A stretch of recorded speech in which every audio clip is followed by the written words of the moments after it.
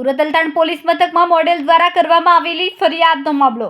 Althan police મથકમાં નોંધાઈ ફરિયાદ. મોડેલના વિડીયો ફોટા ઇન્સ્ટાગ્રામ પર વાયરલ કરવા બાબત નોંધાઈ ફરિયાદ. મોડેલને એસિડ એટેકની આપવામાં આવી ધમકી. આ બાબતે અલથાણ પોલીસે તપાસ આરંભી છે. મોડેલનો આ કેસમાં નિવેદન લેવામાં આવશે. તમામ પુરાવા એકત્રિત કરવામાં આવશે. મોડેલ દ્વારા આપવામાં આવેલા વિડીયોની ચકાસણી કરવામાં આવશે. અગાઉ પણ મિતેશ જૈન વિરુદ્ધ અલગ અલગ પોલીસ મથકમાં નોંધાઈ છે પોલીસ ફરિયાદ.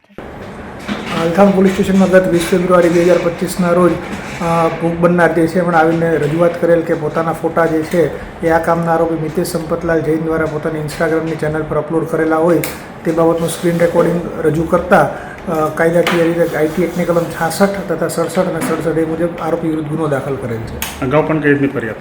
અગાઉ જે છે આ કામના ભોગ બનનારે અલથાણ પોલીસ સ્ટેશનમાં 2 ફરિયાદ દાખલ કરેલ છે. આ ઉપરાંત ઉમરા પોલીસ સ્ટેશન તથા વેસુ પોલીસ સ્ટેશનમાં પણ આરોપી વિરુદ્ધ ગુનો દાખલ થયેલ છે.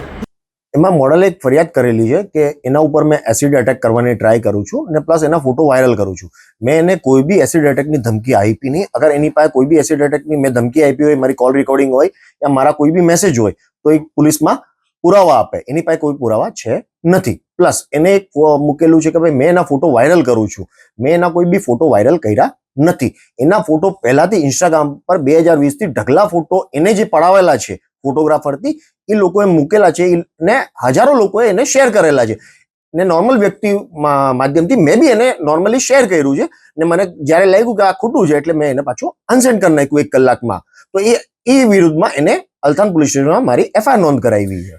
हाँ, ये मितेश संपत जैन जो जिनसे मेरी मित्रता थी और 2024 में मैंने इनके ऊपर रेप केस किया था, जिसके लिए इनके ऊपर जिनसे ये जेल भी गए थे और जेल से आने के बाद भी इनका लगातार टॉर्चरिंग, परेशान करना आज तक जारी रहा है.